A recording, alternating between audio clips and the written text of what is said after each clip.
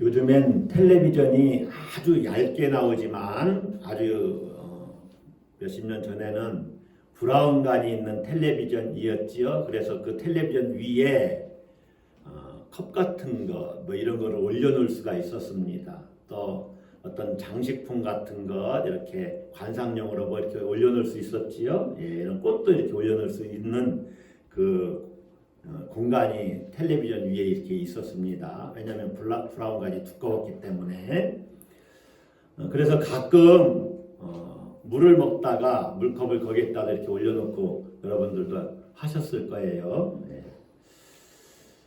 그러할 때 텔레비전 위에 물이 든 컵을 올려놨다가 실수로 다시 그 컵을 잡으러 가는 중에 물컵을 탁 치면 물컵이 뒤쪽으로 넘어집니다. 그럼 물이 텔레비전 안으로 쏟아지지요. 여러분 그런 경험 있으셨습니까? 물이 텔레비전 안으로 쏟아지면 어떻게 해야 됩니까? 어떤 방법을 써야 그 텔레비전을 정상적으로 다시 볼 수가 있을까요? 예? 예, 말려야 됩니다. 어떻게 말려야 됩니까? 예? 드라이기로 말리면 작살납니다. 안에 있는 플라스틱이 다 녹아버려요. 예. 최근에 몇 년 전인데 우리 애들 중에 하나가 컴퓨터 노트북 하다가 거기에 커피인가 뭐가 떨어졌어요. 뭐 하여간 차인가 뭐 물이 떨어졌는데 그거 말린다고 드라이기 뜨거운 걸로 빨리 말린다고 자판기가 다 녹아버립니다. 예, 그래서 그렇게 말리는 게 아니에요. 그냥 자연 건조로 오랫동안 놔둬야 됩니다. 자, 텔레비전에 물이 쏟아졌는데 텔레비전 틀지 않고 코드 뽑고 그냥 놔두면 며칠 지나면 물이 다 마릅니다. 그리고 꽂아보면 텔레비전이 나옵니다. 그런데 성질 급한 사람들은 어떻게 합니까? 예, 하루 정도 말리고서 이게 나올까? 하고 딱 꽂고 스위치를 딱 키는 순간에 찌찌찌찌 하면서 스파크 한번 일어나지 않아서 그래서 연기가 팍 나면서 찌찌찌찌 하면서 타는 냄새가 확 납니다. 그 다음부터 텔레비전 안 나옵니다. 성질 급해서 그래요. 예. 그러니까 며칠 동안을 참지 못하고 그냥 하루 지났다고 이틀 지났다고 키는 거죠. 누구 얘기인지 여러분 얘기 안 해도 짐작을 하실지 모르겠어요. 그런 경우를 우리가 설상가상이라고 합니다. 설상가상이 뭡니까? 눈 위에 또 서리가 덮인다 그런 말이에요. 예. 흔히 엎친데 겹친다, 엎친데 덮친다 이렇게 얘기하죠. 갈수록 태산이다 뭐 이런 얘기. 예. 여우를 피하려다가 호랑이를 만난다 뭐 이렇게 얘기를 합니다. 아주 그런 속담이 많아요. 요즘에 변화된 자동차가 나온 이후로는 아주 좀 거룩한 단어는 아니지만 쓰레기차 피하려다가 저는 똥이라고는 얘기 해버렸네요. 예, 똥차에 치인다 뭐 이런 얘기가 있습니다. 자, 오늘 설교 본문에서 만나는 우리 선지자 엘리사 선지자에게 그런 일이 일어났어요. 많은 제자들을 잘 먹이려고 했는데 그들을 죽일 뻔한 일이 생긴 겁니다. 엘리사가 북이스라엘 지역을 돌아다니면서 사역을 하고 있었는데 그 중에 한 마을이 길갈입니다. 돌아다니다가 길갈에 종종 들렀던 것 같아요. 한 번은 엘리사가 이 길갈에 들렀는데 그때는 흉년 기간이었습니다. 길갈에 심각한 기근이 들어 있었어요. 선지자의 제자들이 선지자에게 나와서 앞에 이렇게 앉습니다. 이렇게 선생님 앞에 앉는 행동은 선생님의 가르침을 받기 위해서 제자들이 선생님 앞에 모여서 앉는 것입니다. 그런데 지금 극심한 기근으로 이 선지자의 제자들이 제대로 먹지를 못하는 거예요. 그래서 엘리사는 굶주린 제자들에 대한 연민을 느꼈고 그들에게 말씀을 가르치는 것보다 먹을 것을 제공하는 것이 더 급하다고 판단을 했습니다. 그래서 그는 사환에게 명령을 합니다. 큰 솥을 걸고 제자들을 위해서 국을 끓이라. 그래도 뭔가 좀 먹을 것이 있지 않나 싶으니까 이제 이렇게 한 것이겠죠. 예. 그 이야기를 듣고 한 사람이 먹을 만한 야채를 채집하기 위해서 들러 나갔습니다. 자, 밭에 있는 채소도 아니고 들에 나가서 먹을 만한 어떤 것이 있나 하고 살펴보는 거예요. 기근이 심해서 밭에서 나는 채소나 곡식이 없었다는 것입니다. 들이나 산에서 식물과 열매를 채집해서 지금 목숨을 연명하는 정말로 어려운 시기라는 것을 우리가 짐작해 볼 수 있습니다. 이 들로 나간 사람이 야생 포도나무를 찾아냈습니다. 그런데 거기에 들호박이 있었어요. 우리말에서 이 들호박으로 번역된 이 말은, 이 열매는 노란 조롱박이라고 합니다. 노란 조롱박. 그런데 이 노란 조롱박은 독성이 아주 강해서 먹으면 위험한 식물이에요. 그런데 그 사람이 그것을 모르고 자신의 옷에 가득 따와서 또 먹을 거가 생겼다 좋아했겠죠. 그리고 우리 사람들 같이 선지자 후보생들이니까 같이 좀 나눠 먹을 수 있겠거니 해서 잘 썰어가지고 국 속에 넣었습니다. 그 사실을 모르고 국을 받아든 사람들은 죽이니까 이제 죽을 받아서 먹습니다. 국을 받아서 먹습니다. 갑자기 이제 안 좋은 것을 느낀 거죠. 지금도 우리 지방에서 목회하시는 목사님인데 이분은 열매만, 과일이나 뭐 어떤 나무나 이런 데 열매만 있으면 따서 먹는 습관이 있어요. 제주도에 가서 제주도의 목사님들이 한번 같이 이 목회자 이제 뭐 수양회 겸해서 이렇게 간 적이 있습니다. 근데 이 목사님이 제주도 한라산 어디겠지요? 무슨 열매가 있으니까 탁 따먹는데 딱 먹는 순간에 느낌이 이상하더라는 거예요. 그래서 탁 뱉었어요. 나중에 그걸 검색해 보니까 장희빈에게 사약을 내렸던 그 열매, 그거 먹었으면 큰일 날 뻔했습니다. 혀가 딱 굳어오더라는 거예요. 그러니까 예민한 거죠. 예민해서 뱉은 겁니다. 그래서 저는 원래부터 어디 길거리 다니면서 뭘 따서 먹지도 않지만 아주 위험한 겁니다.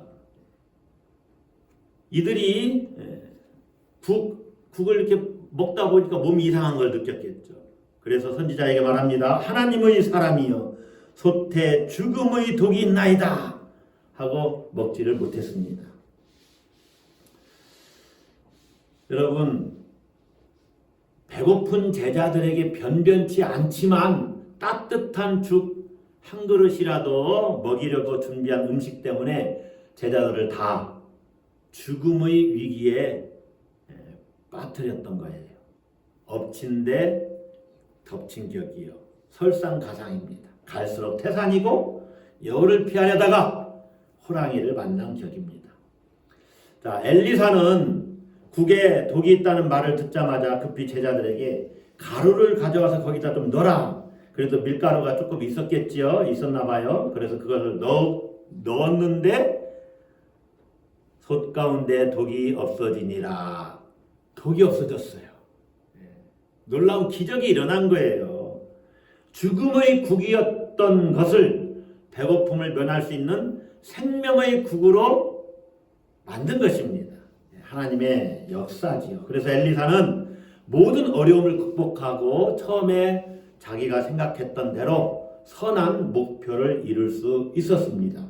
자, 이 기적의 이야기를 통해서 우리가 반드시 기억해야 되는 말씀이 있습니다. 따라서 한번 하겠습니다. 하나님은 모든 것을 합력하여 여러분이 먼저 선을 이루신다. 하나님은 모든 것을 합력해서 선을 이루신다. 다시 말하면 하나님 안에서는 모든 것이 다 좋다. 우리가 알거니와 하나님을 사랑하는 자 곧 그의 뜻대로 부르심을 입은 자들에게는 모든 것이 합력하여 선을 이루느니라. 로마서 8장 28절. 이거를 빨리 말하면 롬파리팔이 되는 거예요. 롬파리팔 이렇게 외우시면 돼요. 모든 것을 합력해서 선을 이루신다. 하나님을 사랑하는 하나님의 백성들에게는 그래서 여러분 쓸데없는 것이 하나도 없어요. 다 인간의 죄악까지도 무지까지도 실수까지도 이런 어떤 악한 자의 유혹까지도 하나님은 바꿔서 변형시켜서 선을 이루신다는 거예요. 그래서 웨슬리 목사님은 이런 것을 은혜의 낙관주의라고 말했어요. 은혜의 낙관. 은혜가 더 크다는 거예요. 인간의 실수보다 은혜가 더 크기 때문에 모든 것이 선을 이루게 된다는 거예요. 독이 들어있는 국이라면 우리 생각에는 더 이상 볼 게 없는 겁니다. 이제 버려야 돼요. 먹으면 큰일 나는 겁니다. 인간의 관점에서 볼 때 거기에 더 이상 희망을 걸 수가 없습니다. 그러나 그것이 하나님의 사람 선지자에게 들려지면 그것은 절망이 아니라 희망이 되는 것입니다. 생명의 국으로 바뀌는 거예요.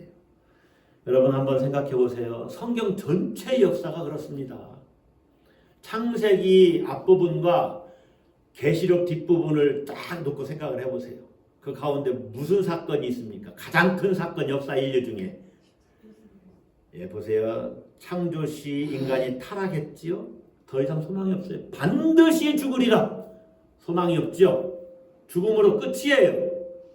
영원한 심판입니다. 그런데 저 계시록 뒤에 보면은 희망이 넘치고 있어요. 오죽하면 주 예수여 어시옵소서 이렇게 고백해요. 중간에 무슨 사건이 있었기 때문에? 십자가 사건이 있었기 때문에. 반드시 죽으리라. 인생이 죽음으로 끝나면 거기에 무슨 소망이 있습니까? 그런데 예수 그리스도 안에서 죽음은 끝이 아니다. 죽음을 넘어서 뭐가 있어요? 생명이 있습니다. 믿습니까? 허물과 죄로 죽었던 너희를 살리셨도다. 에베소서 2장 1절 말씀이죠. 이런 말씀은 외워둬야 돼요. 허물과 죄로 죽었다. 하나님과의 관계가 단절되었던 우리가 하나님과 관계가 회복되었다. 이것이 생명이 내게 있다는 이야기입니다. 허물과 죄로 죽었던 너희를 살리셨도다. 주님이 말씀하시지요. 나는 부활이요 생명이니 나를 믿는 자는 죽어도 살겠고. 따라서 합시다. 죽어도 살겠고. 무릇 살아서 나를 믿는 자는 영원히 죽지 아니하리니 이것을 내가 믿느냐? 마르다에게. 여러분, 주님을 믿으면 죽음이 없어요. 육체적인 죽음을 이야기하는 건 아닙니다. 주님을 믿으면 하나님과의 관계가 절대로 끊어지지 않습니다. 사망도 하나님의 사랑에서 우리를 끊어내지를 못합니다. 생명이 있다는 이야기예요. 여러분 더 이상 소망이 없다고 생각하십니까? 여기가 끝이라고 생각하십니까? 가만히 생각을 해보세요. 소망이 없는 것이 아니라 믿음이 없는 겁니다.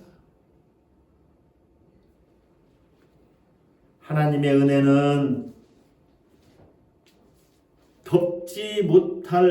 그것이 덮지 못할 인간의 죄악은 없고 우리의 실수나 연약함, 무지, 우리가 저지른 어떤 잘못, 그것도 다 덮고도 남음이 있어요.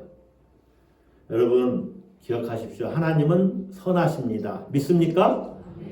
그것을 신학적으로는 절대선이라고 말해요. 하나님에게는 악이 조금도 없어요. 절대선입니다. 그러니 사랑하는 자녀를 그냥 내버려 두시겠어요? 반드시 합력해서 선을 이루시지요.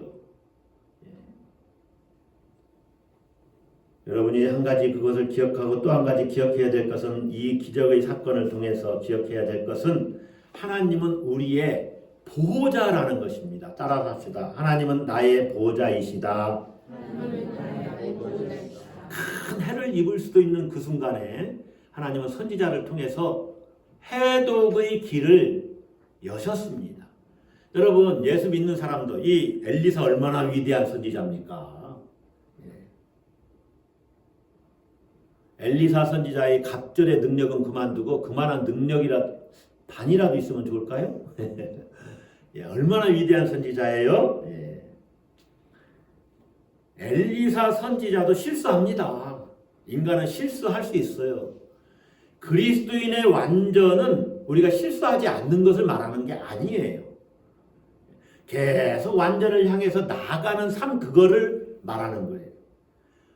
유혹이 있을 수 있습니다. 끊임없는 유혹이 있지요. 그러나 그 유혹을 끊어내는 것이 완전으로 나가는 거지요.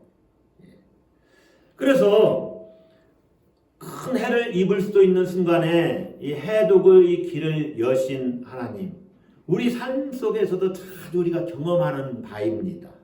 여러분, 이 세상 도대체 얼마나 많은 독이 기다리고 있어요. 우리를, 독이 뭡니까? 우리의 생명을 파괴시키는 세력이에요. 우리의 생명을 하나님으로부터 더 멀어지게 하는 것입니다.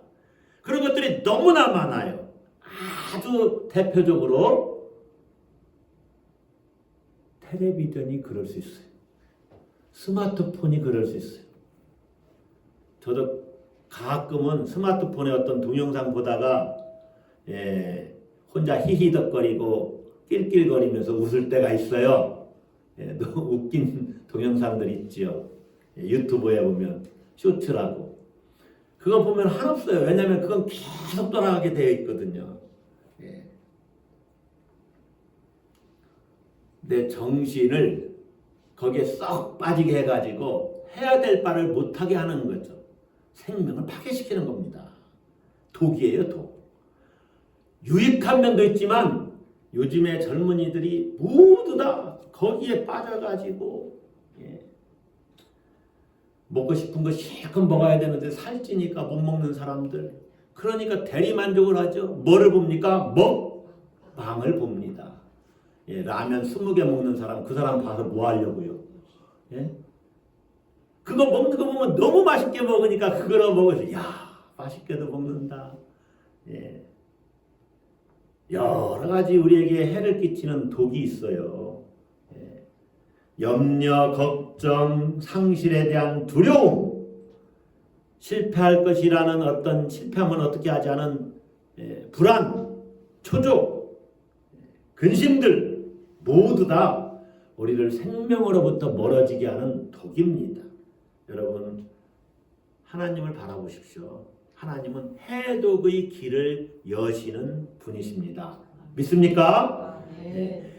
믿는 자에게는 이런 표적이 따르리니 하면서 쭉 나오지요. 새 방언을 말하고 쭉 나오는데 뱀을 집으며 다음 기절이 무슨 독을 마실지라도 해를 받지 아니한다. 어떤 독을 마실지라도 해를 받지 않는 표적이 있다는 거예요. 여러분, 이건 표적입니다. 늘 있는 일이 아니에요. 그러니까 어떤 독을 마셔도 괜찮다, 그 말이 아닙니다. 농약 마시면 큰일 납니다. 말씀을 잘 들어요. 표적이에요, 표적. 실수해서 내가 마셨을 때 괜찮을 수 있다는 거죠. 그런 거 알면서 마시면 큰일 나는 겁니다. 하나님이 우리를 보호하셔서 지켜주신다는 거예요. 지켜주신다. 여러분이 지금 하나님의 보호를 받고 있습니다. 여러분, 그런 순간순간 있지 않았습니까? 딱 지나갔는데 위에 간판이 떨어졌는데 내 뒷머리 바로 머리빛이 쭉깃이 아니죠. 쭉깃할 정도로 싹 스치는 것 같이 떨어지는 그런 경험들. 간판은 아니라도 화분이 떨어졌다든가.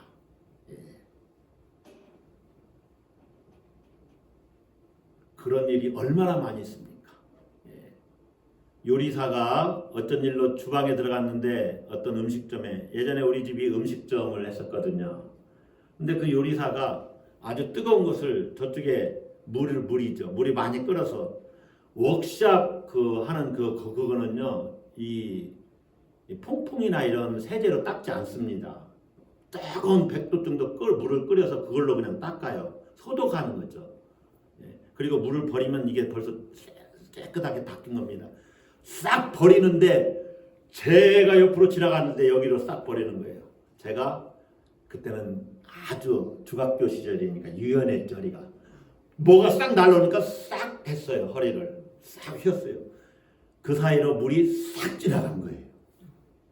아멘 좀 하세요. 안 되었습니다. 그랬더니 그 요리사가 잘했어.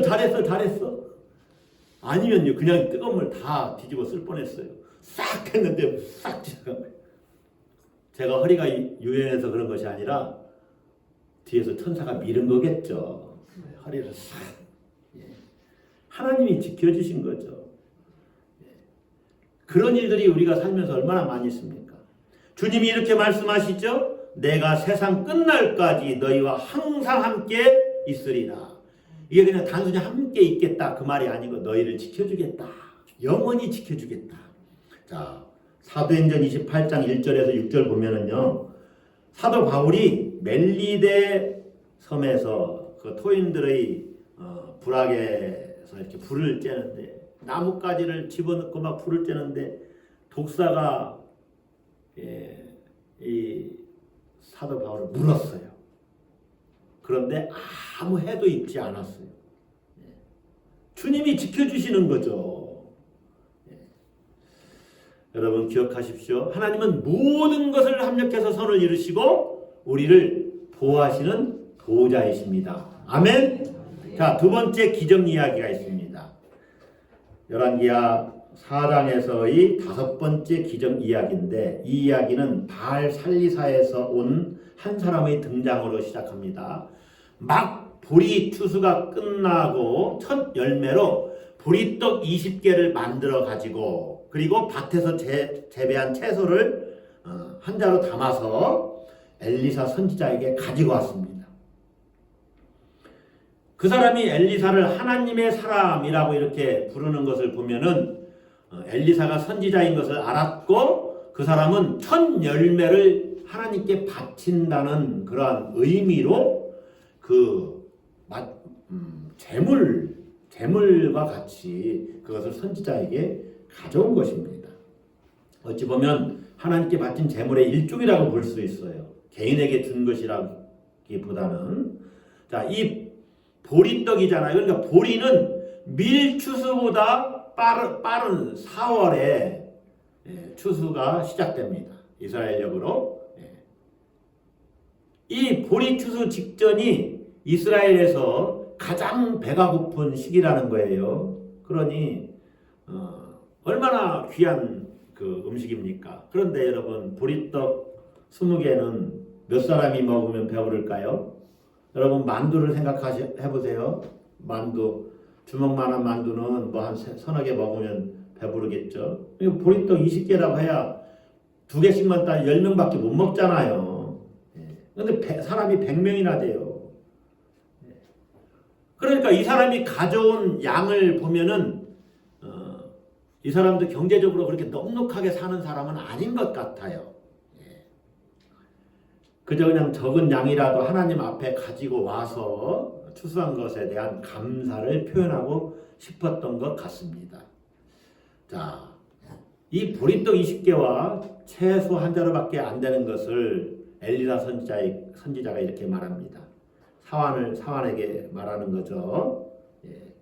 무리에게 주어 먹게 하라. 무리에게 주어 먹게 하라. 그런데 사환이 뭐라고 대답을 합니까? 내가 어찌 이것을 100명에게 주겠나이까? 우리말로 누구 코에 붙이겠습니까? 그 말이에요. 그냥 이거 놔뒀다가 우리끼리 먹읍시다. 이런 얘기가 여기 속에 내포되어 있어요. 어떻게 이것으로 100명을 먹일 수가 있습니까? 이렇게 어려운 시기에 우리가 먹기도 힘든데 얼마 되지 않은 양을 어떻게 다른 사람들과 나누어 먹습니까? 그냥 이게 만약에 이제 하나님께 바친 제물이면 선지자나 원래 제사장들이 먹는 거니까 그런 의미에서 우리가 먹읍시다 이런 얘기죠. 자, 이 사환을 한번 보세요. 사환은 지금 하나님 나라가 그 땅에 이루어지는 풍성한 이 축제의 잔치에 찬물 끼얹고 있는 겁니다. 매사에 여러분 주의 일을 하는 데는 매사에 악한 자들이 안 믿는 사람들이 아닙니다. 믿는 사람인데도 꼭 그런 사람도 있어요. 부정적인 생각을 갖고 있는 사람입니다. 방해꾼입니다. 해방꾼이에요. 또 그냥 방관자들도 있어요. 어떻게 하나 보자. 여러분 그렇게 하면 안 됩니다. 남의 얘기가 아니라 누구 얘기예요? 여러분 얘기입니다. 여러분이 교회 일에 어떤 섬기는 일들이 있죠. 매주마다도 섬기고 여기에서 적극적으로 주체의식을 가져야 돼요. 내가 주인이 되어서 섬겨야지. 물론 주인은 우리 주 예수님이지만 내가 주인 의식을 갖는 겁니다. 내가 섬기고 내가 봉사해야지. 방해꾼으로 역할을 하면 안 돼요. 주님 그 길을 가시면 안 됩니다. 어떻게 주님이 십자가의 길을 가시려 하십니까? 다른 사람이 그렇게 말한 것이 아니에요. 예수님 제자 중에 수제자라고 일컬어지는 누구? 베드로가 그랬어요. 베드로가. 그는 예수님을 위해서 한 말이에요. 그런데 예수님이 뭐라고 말합니까? 사탄아 내 뒤로 물러나라 그러잖아요. 여러분이 하나님 나라와 의를 구하려고 하는데 누군가가 이렇게 막 방해하고 회방합니다. 내가 어찌 이것을 100명에게 주겠나이까? 회방꾼이 있어요. 방해꾼이 있어요. 그걸 예상을 해야 됩니다. 예상하고 그러한 일이 딱 있으면 사탄이 지금 역사하는구나. 그 사람이 그러고 싶어서 그런 게 아니에요. 늘 그 사람이 그렇게 하면 그 사람은 늘 사탄에게 사로잡혀서 살으니까 어떻게 해야 돼요? 너무 가까이 두지 말아야 돼요. 여러분 영적으로 여러분을 침몰시키고 낙심시키고 주저앉게 하는 사람은 너무 가까이 하면 안 됩니다. 내가 도움을 줄 수 있을 때 그를 또 세워줄 수 있을 때만 이렇게. 왜냐하면 부정적인 영향을 나도 받거든요. 제가 보니까 과일 같은 거 정상적인 거하고 썩은 거 이렇게 놔두고 양파도 그렇더만요. 놔두면요 정상적인 것이 썩은 것을 변화시키는 게 아니더라고요. 같이 못 쓰게 되더라고요. 같이 두면 안 되는 거예요. 따로 놔야 됩니다. 그래서 어떤 분은 부정적으로 말해서 안 돼 해도 소용없어. 요즘 같으면 되겠냐? 안 되지. 교회 부흥, 교회 그대로 유지하는 것만 해도 감사해야 돼. 요새 부흥의 시대가 아니야. 그런 사람들하고는요 말도 섞지 말고 밥도 같이 먹지 말래요. 어떤 분들은 밥 사준다고 해도 나가지 말래요. 왜냐면 부정적인 영향을 받고 어렵고 힘들지만 우리 기도합시다. 하나님을 더 의지합시다. 하나님이 하시면 됩니다.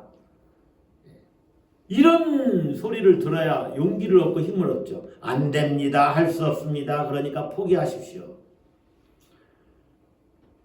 여러분 엘리사가 누구의 말을 듣습니까? 사환의 말을 듣습니까? 하나님의 말씀을 들었습니까? 43절에 누구의 말을 들었지요? 하나님의 말씀을 들었어요. 그래서 이렇게 얘기합니다. 무리에게 주어 먹게 하라. 다 같이 그 뒤에 있습니다. 여호와의 말씀이 그들이 먹고 남으리라 하셨느니라. 여러분 부정적으로 말하는 사람의 귀는 막으세요. 그 사람들이 그런 얘기하면 막아요. 귀 막고 하나님께 귀를 열어둬야 됩니다. 하나님 어떻게 할까요? 하나님 제가 어떻게 하면 좋겠습니까?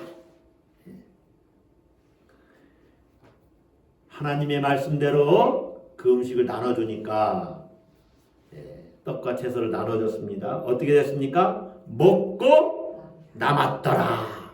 44절에 그가 그들 앞에 주었더니 여호와께서 말씀하신 대로 다 같이 따라서 하겠습니다. 먹고 남았더라. 먹고 남았더라. 여러분의 생각으로 하나님의 능력을 제한하지 마세요. 그것은 불신앙입니다. 그러니까 나한테 무슨 일이 있으랴 나 같은 게 뭘 할 수 있어 이런 생각을 다 내려놓고 하나님 제가 부족하지만 하나님이 하시면 됩니다. 아멘. 출애굽한 이스라엘 백성들이 광야에서 고기가 먹고 싶다고 불평했죠. 모세를 원망했죠. 이때 하나님께서 한 달간 고기를 먹게 해주겠다 그랬어요. 광야입니다. 광야. 거기 무슨 고기가 나올 때가 있어요. 그런데 한 달간이나 고기를 그래서 여러분 이세 고기를 빼내기 전에 또 고기가 너무 아주 질리도록 먹을 수 있게 하나님이 해주시겠다는 거예요.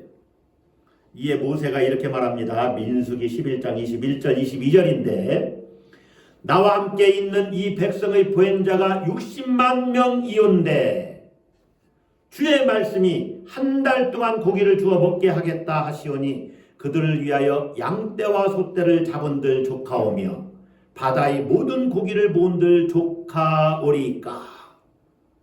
여러분, 지금 하나님의 사람, 세상에서 가장 온유하다고 칭찬받은 모세의 말입니다. 그가 뭐라고 말해요? 양떼와 소떼를 잡은들 족하겠습니까? 지금 장정들만 60만 명인데 바다의 모든 고기를 모은들 족하겠습니까? 이게 무슨 말이에요? 하나님, 이 광야에서 도대체 뭘 어떻게 하시겠다는 얘기예요? 한 달간 고기를 먹게 하시겠다니 어떻게 그게 이 광야에서 그게 가능하냔 말이에요. 모세는 지극히 합리적으로 생각하는 겁니다. 도저히 불가능하다. 그렇게 딱 답을 내려놓고 하나님께 도전하는 거예요. 그러한 모세에게 하나님께서 어떻게 말씀하시느냐? 민수기 11장 23절에 여러분도 잘 아시는 말씀입니다. 여호와의 손이 짧으냐?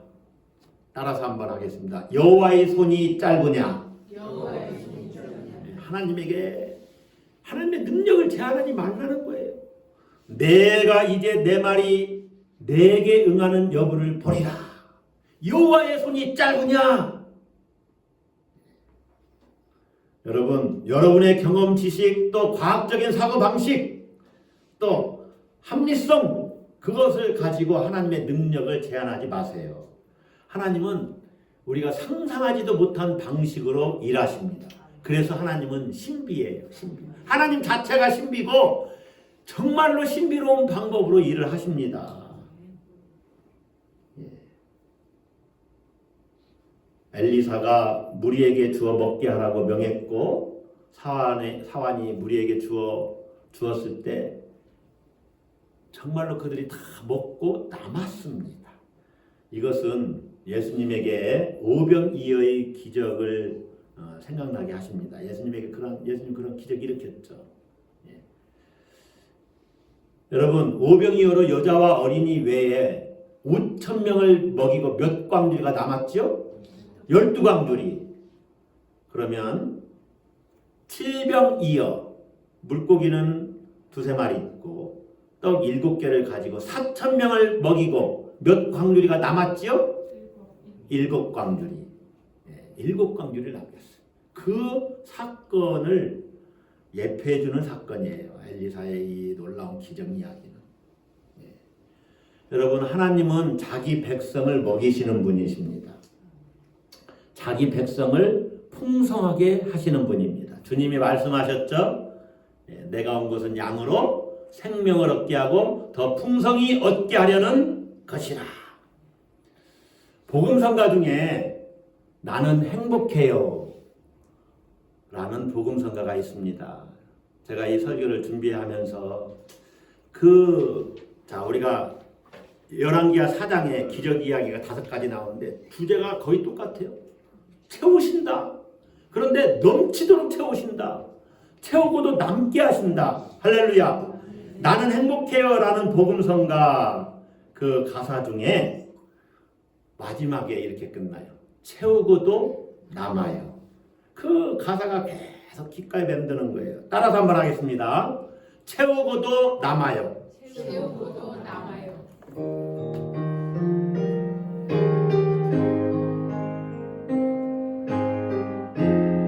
채우고도 남아요. 나는 행복해요. 죄사함 받았으니 아버지 품 안에서 떠나 살기 싫어요. 나는 행복해요. 사랑이 샘솟으니 이 세상 무엇이든 채우고도 남아요. 여러분, 음미해 보세요. 기가 막히지 않습니까? 나는 행복해요. 죄사함 받았으니. 죄와 사망으로, 죄와 허물로 죽을 수밖에 없었던 나를 하나님이 너 죄 내가 용서하마. 죄사함 주셨어요? 아버지 품 안에서 떠나 살 수가 없습니다, 이제. 그래서 행복한 거예요. 나는 행복해요. 사랑이 샘솟으니 이 세상 무엇이든 채우고도 남아요. 이 세상 무엇이든 채우고도 남는다. 누구의 말씀입니까? 내가 온 것은 뭐라 그래요? 양으로 생명을 얻게 하고 더 풍성히 얻게 하려는 것이다. 이 세상 무엇이든 채우고도 남는다. 할렐루야. 그러니까 여러분, 하나님은 모든 것을 합력해서 선을 이루신다. 그분은 나의 보호자이시다. 하나님을 기대하십시오. 우리 주님은 생명을 주시고 더 풍성히 얻게 하시는 분이십니다. 그러므로 여러분, 부정적인 생각을 버리세요. 내가 어찌 이것을 할 수 있으랴? 내게 어찌 그런 일이 있으랴? 모두 다 사탄의 소리입니다. 사탄이 주는 생각입니다. 우리 주님의 음성을 들어야 합니다. 주께서 뭐라고 말씀하셨습니까? 할 수 있거든이 무슨 말이냐? 믿는 자에게는 능히 하지 못할 일이 없느니라. 내가 하는 것 아니요. 주님이 하게 하셔서 되는 겁니다. 아멘. 주님이 함께 하시니 되는 거예요. 여러분, 우리 주님은 여러분의 필요를 채우십니다. 놀라운 걸 우리가 경험하잖아요. 어떤 피아니스트가 자기가 피아노 실력이 별로 탁월하지 않아요. 두려운 마음이 있죠. 그런데 찬양을 같이 하는 일에 반주자로 와서 같이 하자는 거예요. 두려워요. 많은 대중이 모인 집회. 하나님 내 손을 주님께 맡깁니다. 그리고 열심히 연습했어요.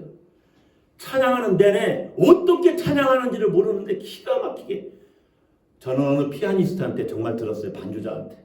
하나님께 내 손을 맡기면 하나님이 손가락을 다 이렇게 하시더라고요. 처음부터 끝까지. 경지에 이른 거죠. 손가락을 주님이 주장하시는 거죠. 우리 수술하셔야 되는 우리 권사님도 계시고 또 이번 주에 수술해야 되는 성도님도 있습니다. 오늘 일이 있어서 못 나오셨는데 하나님 의사의 손을 잡아주세요. 그럼 의사가 수술하는 거예요? 하나님이 하시면 되는 거예요. 할렐루야. 채워주시되 주님은 넘치게 채워주시고 풍성하게 채워줍니다. 그래서 여러분이 주님 이제 이만하면 족합니다. 이렇게 고백할 수 있게 하십니다. 여러분, 주님이 우리에게 하시는 말씀을 들으십시오. 이 세상 무엇이든 채우고도 남아요. 무엇이든, 이 세상 무엇이든 채우고도 남아요. 여러분 따라서 한번 하겠습니다. 채우고도 남아요. 채우고도 남아요. 기도하시겠습니다.